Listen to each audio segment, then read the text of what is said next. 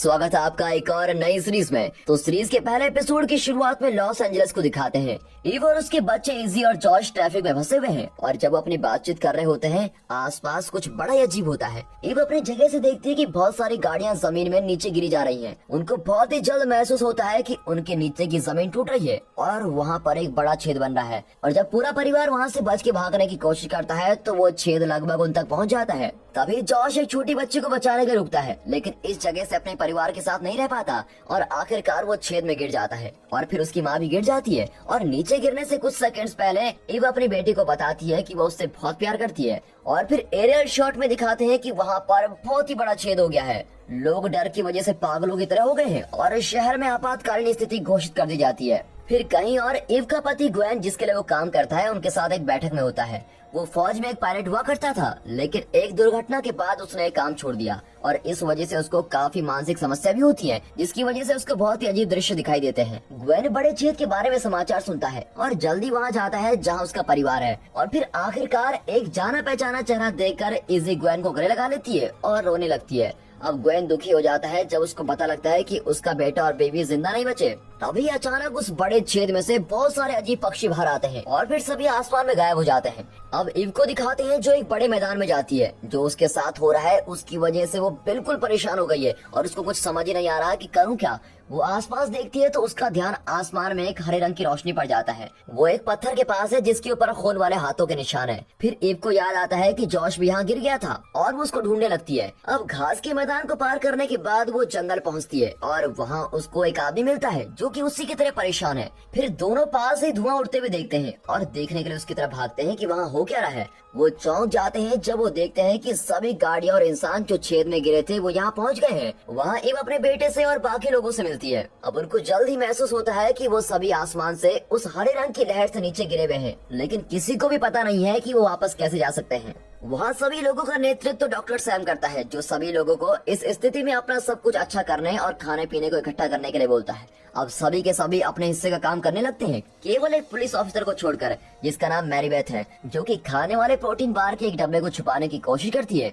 और फिर जब जॉश उसको पकड़ लेता है तो फिर वो कहती है कि जब ऐसी मुसीबत आती है तो लोग इकट्ठा नहीं रह सकते, इसलिए मैं अपने लिए सब कुछ कर रही हूँ। अब अचानक से उनकी नजरों में एक भेड़िया आता है और वो उन पर हमला भी कर देता है। जल्दी उस भेड़िए के साथी भी वहाँ जाते हैं और सभी लोगों में भगदड़ मच जाती है। सभी लोग अपने पास वाली गाड़ियों में चले जाते हैं, लेकिन ईव दो भेड़ियों के बीच फंस जाती है। फिर एक आदमी टाई भेड़ियों को गोली मार देता है और ईव की जान बचा लेता है, लेकिन गोली जॉश को भी लग जाती है और उससे जॉश को काफी नुकसान होता है। जॉश को एक बस में लाया जाता है जहाँ सैम जॉश को बचाने के लिए अपनी पूरी कोशिश करता है। फिर कुछ देर बाद ईव और सैम एक एम्बुलेंस ढूंढने के लिए जाते हैं, जिसको उन्होंने पहले छेद में गिरते हुए देखा था। और जब वो एम्बुलेंस को ढूंढ रहे होते हैं तब यहाँ दिखाते हैं कि सैम की बेटी रैली जॉश का ध्यान रखती है।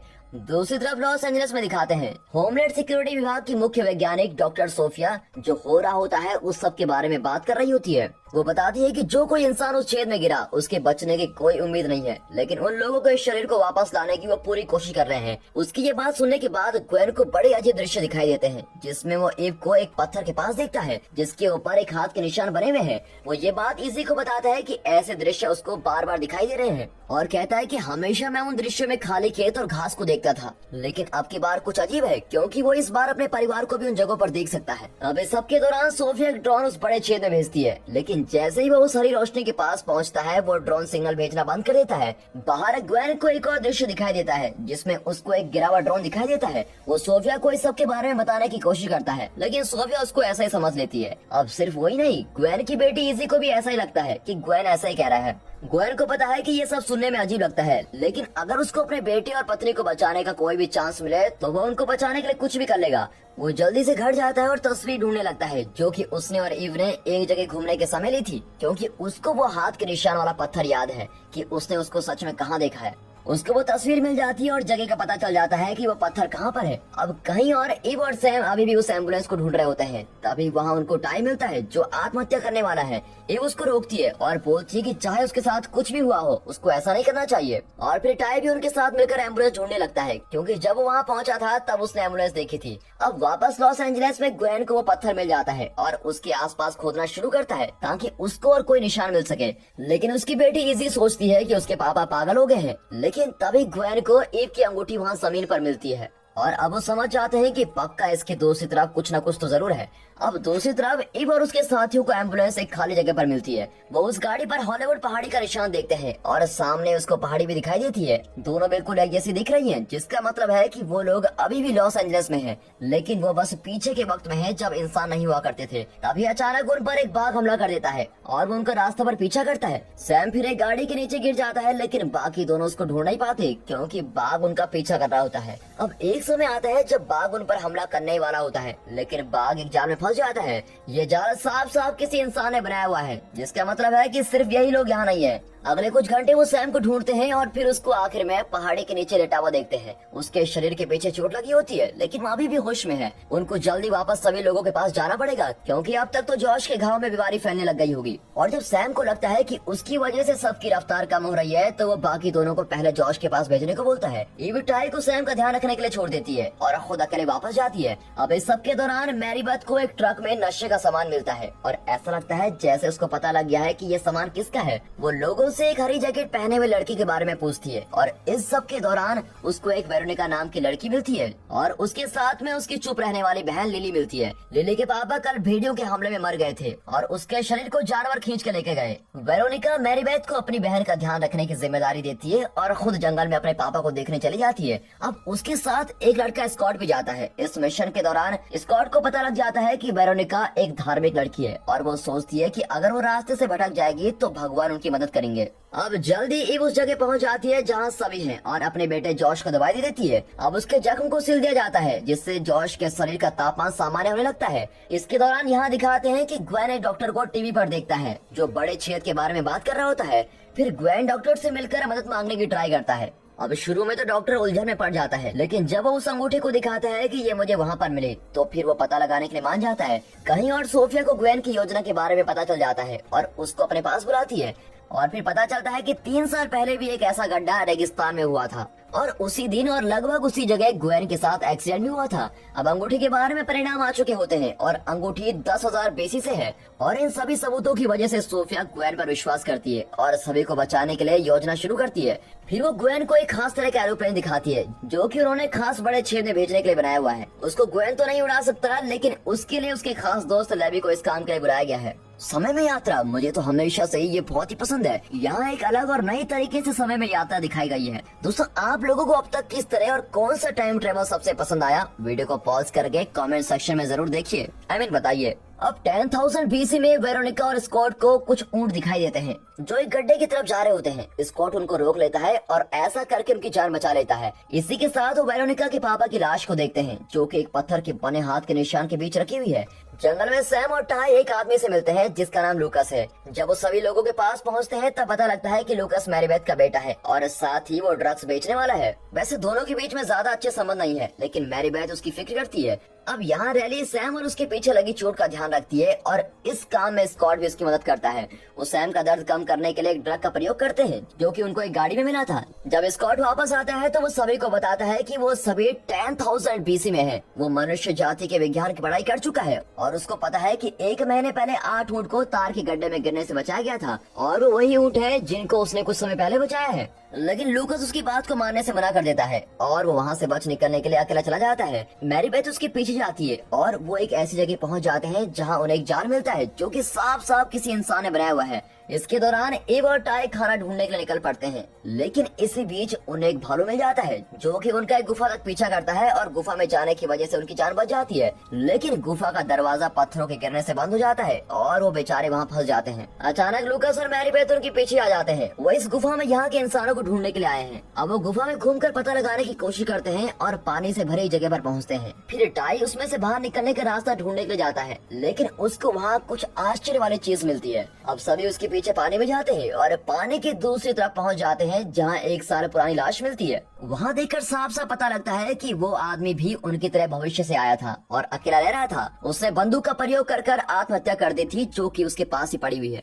अब चारों तय करते हैं कि ये बात वो किसी और को नहीं बताएंगे क्योंकि अगर उन्होंने बता दिया तो सभी का हौसला टूट जाएगा। फिर उनको बाहर खाने वाले मशरूम भी मिलते हैं और दिन के आखिरी तक उन सभी के पास बहुत सारा खाना हो जाता है। अब खाते समय टाई ईव को बताता है कि उसके दिमाग में ट्यूमर है और वो ज्यादा समय के लिए जिंदा नहीं रहने वाला, इसलिए उसने जिंदगी से उम्मीद छोड़ दी है। लेकिन छेद की वजह से यहाँ पहुँच कर उसकी जिंदगी को एक नया उद्देश्य मिला है। अब भविष्य में दिखाते हैं, लेवी और ग्वेन मिशन के बारे में बात कर रहे होते हैं और जाने से पहले लेवी ग्वेन के सामने कबूल करता है कि उसका ईव के साथ बहुत लंबे समय से चक्कर था। और फिर लेवी और ग्वेन एक बुरी तरह से अलग होते हैं। सभी अपनी सांस थामते हैं जब प्लेन अपने मिशन के लिए निकल पड़ता है, लेकिन जैसे ही प्लेन हरी रोशनी के पास पहुंचता है उनका संपर्क टूट जाता है और प्लेन भी भूतकाल में चला जाता है। और फिर ग्वेन और इजी एक दूसरे को गले लगाते हैं और साथ ही साथ दुखी भी होते हैं कि उन्होंने लेवी को खो दिया है। अब 10,000 BC में रैली स्कॉट को शुक्र अदा करती है क्योंकि उसने गाड़ी में मिले ड्रग्स का प्रयोग करके रैली के पापा की मदद की है। स्कॉट भी उसके शुक्रिया को स्वीकार करता है और फिर बताता है कि उसने वो ड्रग्स कहीं जंगल में दबा दिए हैं और उसको याद भी नहीं है कि उसने कहाँ दबाए हैं। अब अचानक आसमान में हरी रोशनी फैल जाती है और जिस जहाज में लेवी है वो भी वहाँ जाता है।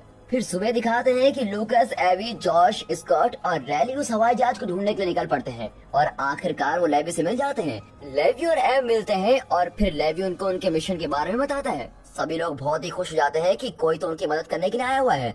अब इसके बाद सभी मिलकर घिरे हुए हवाई जहाज को ढूंढने लगते हैं कि शायद वो अभी भी काम कर रहा होगा। फिर कुछ मिनट्स पैदल चलने के बाद वो वहाँ पहुँच जाते हैं जहाँ प्लेन गिरा हुआ है और उसमें उनको एक रेडियो और इंजन का हिस्सा खराब हुआ मिलता है। अगर वो किसी तरह से सही हिस्से को ढूंढ पाए तो शायद लेविस को ठीक कर पाएगा और इसकी जगह वो जो खाना लाया होता है उसको लेकर कैंप में चले जाते हैं। तभी वहाँ कुछ अजीब होता है जिससे वो चौंक जाते हैं। हवाई जहाज को 4 किलोमीटर दूर से कोई सिग्नल मिल रहा होता है और हो सकता है कि शायद यही एक तरीका हो जिससे वो यहाँ से बाहर निकल सके, इसलिए वो सिग्नल का पीछा करते हैं। अब इस सब के दौरान लिली को उसकी बड़ी बहन वेरोनिका किसी से बात न करने के लिए जोर डाल रही है और इससे तंग होकर वो जंगल में भाग जाती है और उसको कुछ बहुत डरावना दिखाई देता है। जब थोड़ी देर बाद सभी वहाँ इकट्ठा होते हैं उनको एक आदमी की मरी हुई लाश मिलती है जो कि उन लोगों में से एक था। लिली को पता है कि उसके साथ क्या हुआ है, लेकिन वेरोनिका इसके बारे में लिली को कुछ भी नहीं बताने देती। टाई जो कि एक मनोचिकित्सक भी है वो लिली की मदद करने को ट्राई करता है। अब वर्तमान में लॉस एंजलिस में एक भूकंप आया जिसकी वजह से लेवी के हवाई जहाज की दुर्घटना को बताया जा रहा है और इसकी वजह से लोगों को बचाने के लिए सभी मिशन को रोक दिया गया है। ग्वेन सोफिया से बात करने के लिए उसके ऑफिस जाता है लेकिन सोफिया छुट्टी पर है और इसकी जगह ग्वेन को सोफिया की एक तस्वीर मिलती है जिसमें वो एक औरत के साथ है और जिसका नाम रेबेका है जो कि पहले वाले बड़े छेद के बारे में पता लगाने की मिशन पर थी। और ग्वेन को लगता है कि रेबेका के पास जरूर शायद कोई इन्फॉर्मेशन होगी और फिर वो उसके बारे में इंटरनेट में सर्च करता है और उसको ढूंढ लेता है। फिर सुबह दिखाते हैं वो रेबेका के घर पहुंच जाते हैं और उनको वहाँ सोफिया मिलती है। वो बताते हैं कि जब पहली बार सिंक होल बना था तो उसमें कुछ वैज्ञानिकों के समूह को जांच करने के लिए अंदर भेजा गया था, लेकिन उनके बाहर आने से पहले वो हरी रोशनी और छेद बंद हो गया जिसकी वजह से वो सभी 10,000 BC में पिछले 3 साल से फंसे हुए हैं। जो समूह 3 साल पहले भेजा गया था उसमें ऐसे बहुत से लोग थे जो सोफिया और रेबेका के बहुत ही करीब हुआ करते थे, इसलिए वो लोगों को बचाने के मिशन को चालू रखने के लिए बिल्कुल अटल है, चाहे सरकार हाँ करे या ना। रेबेका ने छुपकर हवाई जहाज बनाया होता है जिसकी मदद से वो बड़े छेद में दोबारा जा सकते हैं। अब नए हवाई जहाज को इस तरह बनाया गया है जिससे भूकंप न आए, लेकिन इसको सबसे छुपाकर हवा में भेजना होगा और इसको ग्वेन को चलाना पड़ेगा। अब कैंप में टाई लिली के साथ बैठा हुआ है और पूछता है कि कल उसने क्या देखा था। वेरोनिका बोलती है कि लिली को तो बोलना ही नहीं आता, लेकिन लिली बोल देती है कि उसने एक बूढ़े आदमी को उस लाश के पास देखा था और ये बोलकर वो वेरोनिका को गलत साबित कर देती है। और जब ये बता ही रही होती है तो वही बूढ़ा आदमी उनको पास के एक जंगल से देख रहा होता है। यहाँ दूसरी तरफ लूकस को पता लगता है कि उसके ड्रग्स को स्कॉट ने कहीं छुपाया हुआ है और इसीलिए वो हमेशा स्कॉट के साथ ही रहता है क्योंकि इतना सारा ड्रग्स तो बहुत ही ज्यादा कीमत का है। ईव और उसके साथ के लोग एक किले जैसी जगह पर पहुँचते हैं जो कि साफ साफ इंसानों ने बनाया हुआ है। स्कॉट को लगता है कि ये उनके पुरानी सभ्यता के लोग हैं। ये जगह वही है जहाँ से लेवी के हवाई जहाज को सिग्नल मिल रहा होता है। वो किले में दो के समूह में होकर सिग्नल का पता लगाने की कोशिश करते हैं। जॉश और रैली एक कमरे में पहुँचते हैं जिसमें खुफिया दरवाजा होता है और जिसमें जाकर वो किले से बाहर पहुँच जाते हैं। इसके दौरान ईव और लेवी एक अजीब सी बिल्डिंग में जाते हैं जिसमें एक इंसान की लाश एक अजीब पत्थर के बने हाथ के निशान के बीच में पड़ी है। लेवी बताता है कि उसका यहाँ आने का एक और मिशन उन वैज्ञानिकों को ढूंढने का भी है जो कि 3 साल पहले गायब हो गए थे और ये लाश उनमें से एक वैज्ञानिक की है। इसके दौरान लूकस और स्कॉट में बहस हो जाती है और लूकस को तब पता लगता है कि स्कॉट ने सभी ड्रग्स को खो दिया है। अब अचानक उन पर उस किले में रहने वाला एक इंसान हमला करता है जो कि उनको मार के बेहोश कर देता है। बाहर जॉश और रैली को भी उन लोगों ने देख लिया होता है और वो लोग उनका पहाड़ी तक पीछा करते हैं। वो दोनों पत्थरों के बीच छुप जाते हैं और बड़ी मुश्किल से अपनी जान बचा पाते हैं। फिर वहाँ के रहने वाले लेवी और ईव का भी पीछा करते हैं। जब वो दोनों उनसे बचकर भाग रहे होते हैं वो एक कमरे पहुँच जाते हैं जो कि बच्चों से भरा हुआ होता है। एक छोटा लड़का उनको छुपने के लिए बोलता है और जब जब किले के लोग एव और लेवी को ढूंढते हुए वहाँ आते हैं तो वो उनको बहाना करके भेज देते हैं। यहाँ स्कॉट और लूकास उस मरी हुई लाश के पास जाते हैं। वो लाइटर का प्रयोग करके अपने हाथ खोल देते हैं और वहाँ से बाहर भाग जाते हैं। अब तक जॉश और रैली बाकी लोगों को लेने के लिए वापस आ जाते हैं। वो सभी छोटे बच्चे की मदद से बिना किसी की नजर में आए बाहर तक पहुँच जाते हैं और वो उन सभी को बाहर तक निकलने का रास्ता भी दिखाता है, जबकि उसके दादाजी कबीले के सरदार हैं। अब सभी के बाहर निकलने के पहले उनको ढूंढने जाता है और वो सभी लगभग मारे जाने वाले होते हैं कि तभी एक औरत कबीले के लोगों को रोक देती है और आखिर में वो सभी बच जाते हैं और वापस कैंप में अपने लोगों के पास चले जाते हैं। स्कॉट हैरान है क्योंकि उसने कबीले के लोगों को इंग्लिश बोलते हुए सुना, क्योंकि उस समय तक यूरोप से इंग्लिश बोलने वाले लोग यहाँ नहीं आए थे। अब लेवी और उसके साथी अपने कैंप के बाकी लोगों के पास पहुंच जाते हैं और जो भी उनके साथ हुआ होता है उस सब के बारे में बता देते हैं। रात के समय टाई देखता है कि लिली अकेली बैठी हुई है, इसलिए उसके पास जाता है। वो लिली का विश्वास जीतता है और थोड़ी देर बाद उससे पूछता है कि क्या वो कुछ छुपा रही है। लिली बताती है कि वेरोनिका उसकी बहन नहीं है। 1 साल पहले वेरोनिका और उसके पापा ने लिली का अपहरण कर लिया था और तब से वो उन दोनों के साथ रह रही है। टाई ये राज सुनकर बड़ा ही हैरान हो जाता है और जब वेरोनिका खाना लेकर वहाँ आती है तो उसको महसूस होता है कि टाई को सच्चाई का पता लग गया है और इसीलिए वो वहाँ से भाग जाती है। फिर भविष्य में दिखाते हैं जहाँ रेबेका ग्वेन को एक पुरानी सभ्यता वाली जगह पर लेके जाती है, जहाँ उसको लगता है कि सभी सिंखोल में गिरे हुए लोग पहुँचे होंगे और इस बात का सबूत भी मिल जाता है जब उन्हें इव का लिखा हुआ एक प्राचीन खत मिलता है जिसपे उसने ग्वेन को उसको दिखाई देने वाले दृश्य पर विश्वास न करने के लिए माफी मांगी है। ग्वेन को साथ ही साथ बताया जाता है कि उसको आज ही हवाई जहाज को बड़े छेद में ले जाना होगा, वरना अगली शाम तक वो बंद हो जाएगा और बाकी के लोग वहीं 10,000 BC में फंसे रह जाएंगे। हो सकता है कि शायद वो कभी वापस भी ना आए। और इसी के साथ ये एपिसोड यहाँ पर खत्म होता है।